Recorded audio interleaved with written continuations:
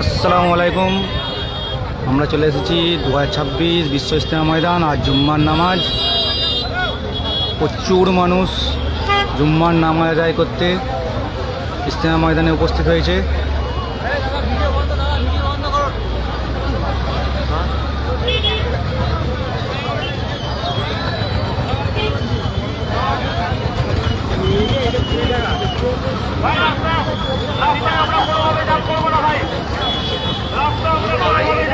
রাস্তায় প্রচুর পরিমাণে জ্যাম লেগে গেছে।